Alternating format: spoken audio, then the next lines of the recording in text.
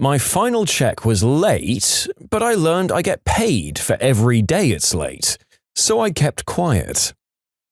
I got a job as an emergency medical technician, or EMT, after a 6-month community college training course.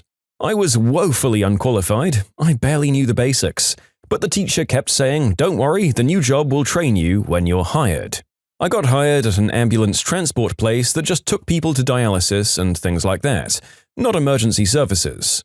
But there was no training. I was told to figure it out myself. I didn't know what I was doing, and I quickly realized this wasn't a fit. But I continued to try. On day 4, I was let go. I'd worked 4 days total. I signed a paper with reasons they were firing me, all of which I agreed to, so I signed. I asked if they had my check ready, and the man who was doing the paperwork said they didn't, but they'd send it to me. Not exactly legal, but okay. I waited and waited. No check. I called to see where it was. I knew they were supposed to get that to me pretty quickly by law. I called a few times to see where it was. The boss lady was so rude, hanging up on me, not taking calls. When I did get someone, they'd say, "We'll mail it." I started researching labor laws because it was getting ridiculous.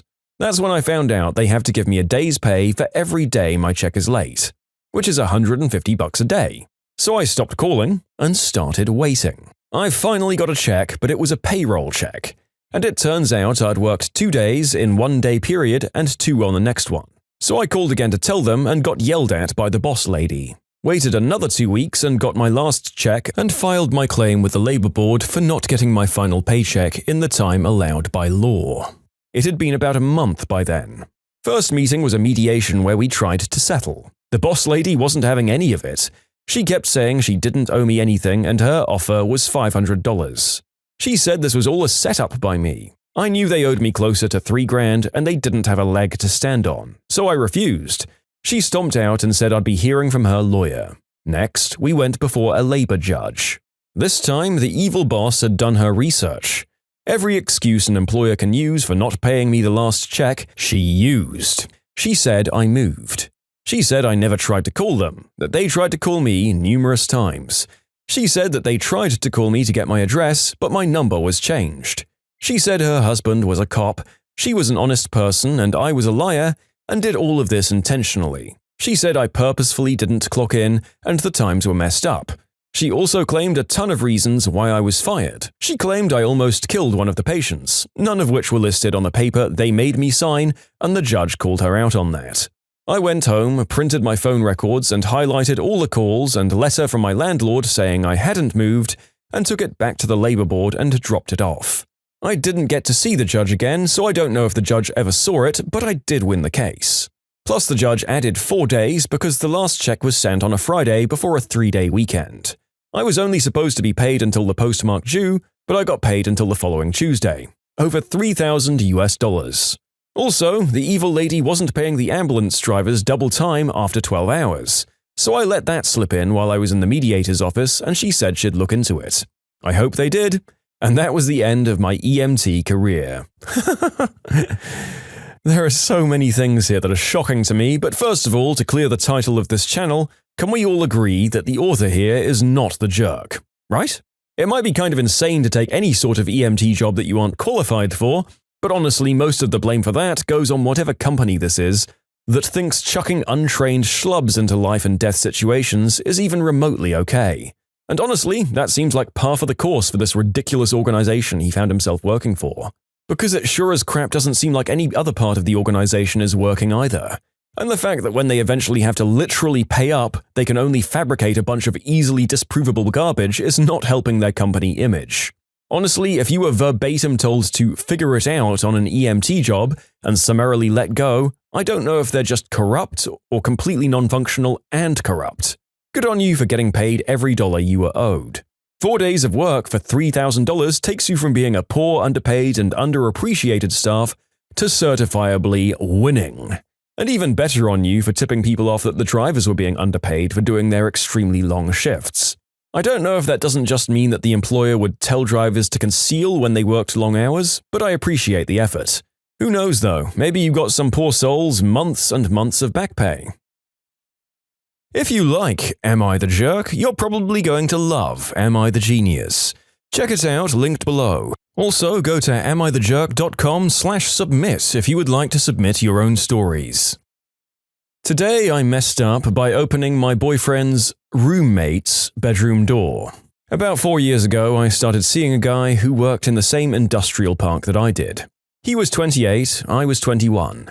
After a few dates, I visited his apartment in a building nearby to watch some movies. When we arrived, he showed me around. The bathroom, his bedroom, the living room, then there was another door. He told me he recently let a friend stay with him between places, that he's currently in the process of moving out and not to go in there. Okay, cool, got it. Never thought about it again. This isn't my apartment and I don't care what's going on behind there. Things were going pretty well between us. We kept it casual, seeing each other once or twice a week. We kept this casual pattern for a few months and the relationship grew into a more comfortable partnership. I started staying over more often and began wanting to do my part in keeping a tidy house. He was always adamant that I never lift a finger and did all the dishes himself. He got me every drink and snack and did all of the vacuuming, among other things. One day after work, I wanted to surprise him with a home-cooked 3-course meal. I was off work about an hour before him. He was aware I was going over to his place to wait for him and didn't know about the dinner. I went shopping and lugged all of the groceries up 3 stories. When I arrived, he wasn't home yet, but I had a key, which was given to me a few weeks ago, to let myself in. The fridge was surprisingly bare. There were a few dirty dishes in the sink and a few clean ones on the drying rack. I took it upon myself to wash the dirty dishes and afterwards put the others away. I started opening cupboards, familiarizing myself with the layout. That was my first mistake.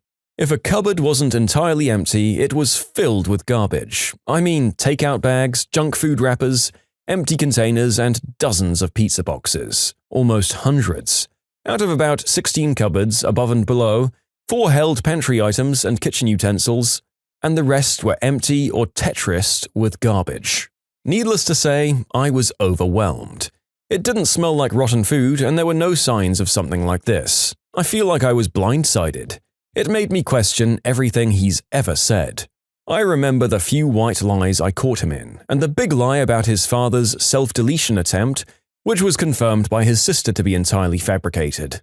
I can detail this at the end of the story. Suddenly, I remembered the roommate story. Since we'd met, I hadn't heard a thing about his former roommate, not a story, not a name, nothing. So obviously, that's my next step. Did I feel bad about it? I was crossing a boundary for sure.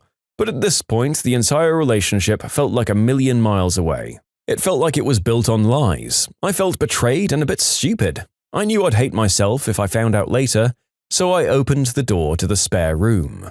Yep, mountains of garbage. Mountains. With a path. Each corner was a mound of empty pop cans, bottles, pizza boxes, garbage cans. No furniture, just a million pieces of garbage and the smell of mold. Could barely see the floor. The same kind of garbage that filled the kitchen cupboards, not the garbage of a roommate that left months ago. I felt bad for him. Obviously, he had something going on with his mental health, because that's not something normal people do. I just went about my evening. I waited for him, made dinner, and brought it up gently at the end of the day. I hate confrontation. He was immediately upset and screaming and crying, and attempted to gaslight me into thinking I was in the wrong. He tried to tell me I was the cause of throwing him into a hissy fit, and none of this would be happening if I didn't want to be considerate and make him dinner. It's my fault for finding it, not his fault for hiding it from me. It ended with him crying and refusing to talk to me. Easiest breakup ever, to be honest. And yes, there were 2 sets of dumpsters on the property. 2 for garbage and 4 for various recycling. He's a Reddit user, because I introduced him to it. So if you're seeing this, I hope everything's okay. In short, I found my now ex-boyfriend's raccoon-like garbage hoards when trying to cook him a nice dinner.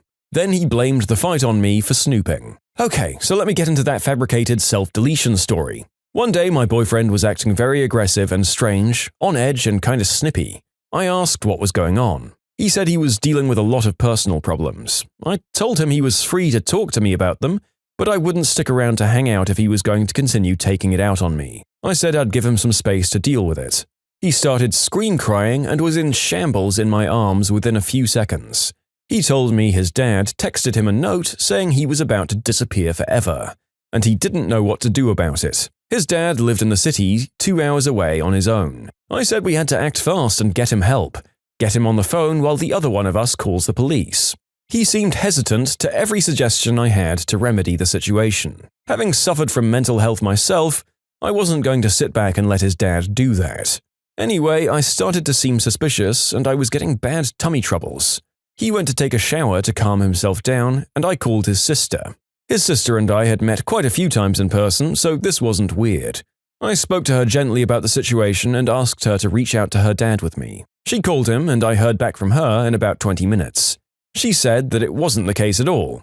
His dad texted him and told him that he would no longer be paying his bills for him, that he could no longer afford it with the payments on his new condo. I didn't realize that the man I was seeing wasn't paying his own bills. This was the weekend before the garbage incident. When I realized what happened, I was fuming. Absolutely livid he could lie to me about something so huge.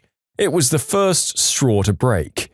But I try to put myself in other people's shoes because I'm an empath. This whole situation was, I believe, a man who was suffering from depression and was really great at masking it. Someone can correct me if I'm wrong, but I think he lied because he was so embarrassed about the situation he found himself in, having no one to pay his rent and couldn't admit it to me. I truly hope he's thriving somewhere and living his best life. But in that brief, casual relationship, I wasn't going to take on the responsibility of getting him help. I did get him resources for help and did what I could, but I couldn't take the lies anymore. I didn't deserve that. So, yeah. Wow. Okay, so the first thing I have to say is that the author seemed incredibly trusting and like they gave their partner the benefit of the doubt for a long time. Which, to be clear, isn't a fault of theirs. It speaks volumes of you that you were initially prepared to try and calmly talk your partner through this, despite some of the pretty shocking stuff and deception they'd already uncovered at that point in their relationship. They were also correct that this man was clearly mentally ill and needed help, so I won't do too much jerk stone throwing here against him. But yeah, reading the first part of that story, I was completely blindsided by the trash room revelation. However, with the context of the story about his father, it is slightly less surprising that something pretty dark was going on with this guy. With the story of lying about his father, it may be that he was just too embarrassed to admit that his father had been paying his bills all that time. And there's no judgment on her from walking away from the relationship. He was lashing out once he got discovered, and as we've said, he clearly needed some kind of professional help, because he had been unhappy for a while, and his response was clearly to go on the attack instead of letting his partner help out. I hope he's in a better place now. Am I the jerk for using my son's savings to get his stepbrother's car fixed? My stepson, 19, got a new car from his biological mother. She and her family are well off, and unlike me, they could afford to buy a car. I'm happy for my stepson, but my son, at 17, isn't as happy. In fact, he complains about how unfair it is for my husband to let his ex gift their son a car, but not him. It's unreasonable, I know, but teenage years are mostly hard, and it's even harder to expect the kids to be reasonable. My son wanted to take part in driving the car as a compromise, or else we'd have to get rid of it. I sat him down to explain that the car is his stepbrother's property, and he shouldn't be expecting to drive it unless he's given permission. He was having none of it, and kept giving us ultimatums saying he either share the car with his stepbrother or the car goes. When my husband confronted him, my son went and did a ton of damage to the car. He threw paint on it, ruined the lights, and damaged the front of it completely. My stepson had a breakdown when he saw it in the morning, and husband was beyond livid after seeing the footage from our driveway cam and seeing my son damaging the car. My husband confronted my son later, and all my son did was laugh and give him the middle finger. To be frank, if my husband and my stepson choose to go to the police, I wouldn't blame them. My son had no excuse to do this. Seeing my stepson devastated like this breaks my heart and makes me feel like a terrible mother to both kids. I went to take all of his camp savings for this summer to pay for the damages and gave them to my husband. My son found out and went bat crap crazy on everyone in the house. He accused me of stealing, then trying to please my husband for bedroom favors, and then told his stepbrother that he warned him, and so he shouldn't be blamed. He also said it was my fault for not getting him a car, or getting my husband to get him a car in the first place, to avoid favoritism and conflict. He's been spending the majority of his time in his room, refusing to come out or eat anything. I'm worried about him not eating because he did this once and ended up in the hospital with low blood pressure. Am I the jerk? You're not the jerk, and I'm very concerned about your son.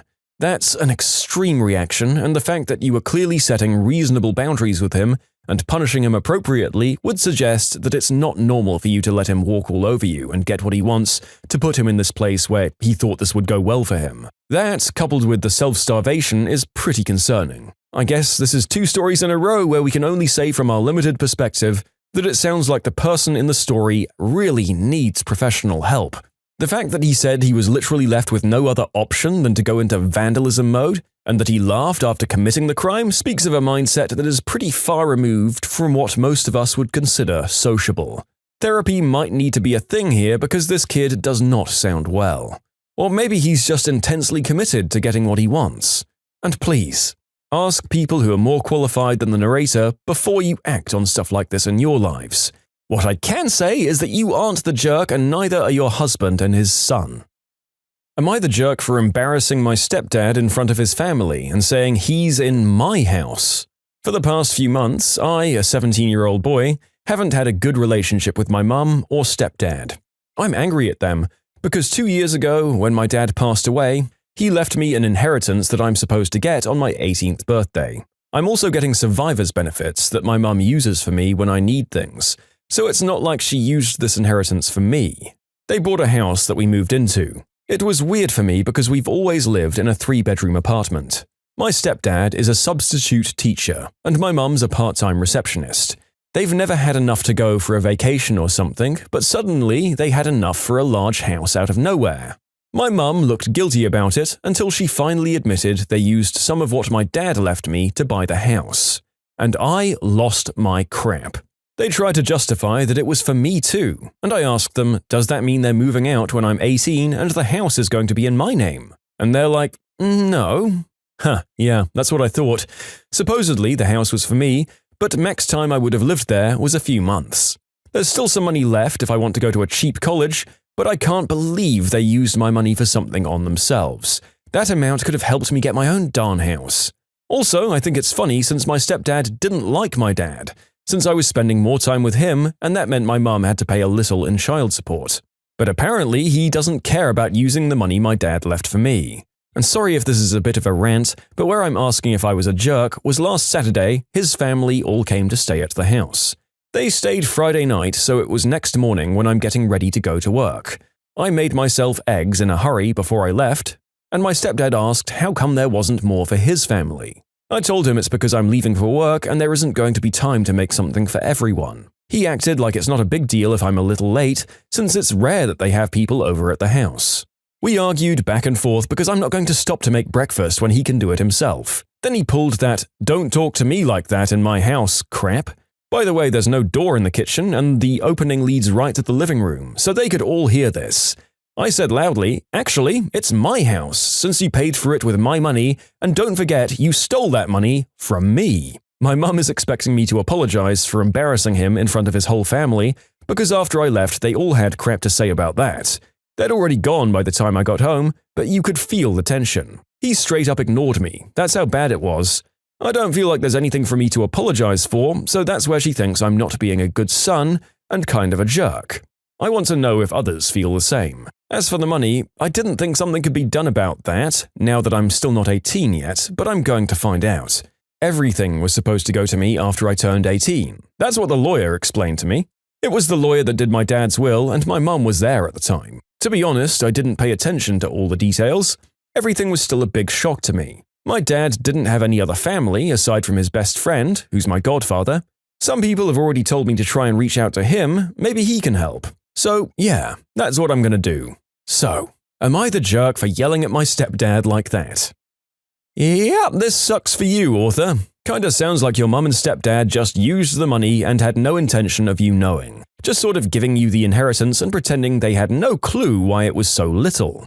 Honestly, I would say go for it, go to the estate lawyer, and go after them once you have all the facts. Because at least from the facts we have, it sounds like they screwed you over really bad. Don't kick off any big fights until you have all the information, as it sounds like you're at least stuck in that household for a while. I don't know what other explanation there could be in your fact-finding quest, though. Seems like they've been selfish and crappy as all heck. When you subscribe, make sure to hit the bell to turn on notifications. Put the playlist on in the background to finish listening to all the stories. Or if you want to check out some great music, check out easymode.com. If you like Am I the Jerk, give Am I the Genius a shot. Everything linked in the description.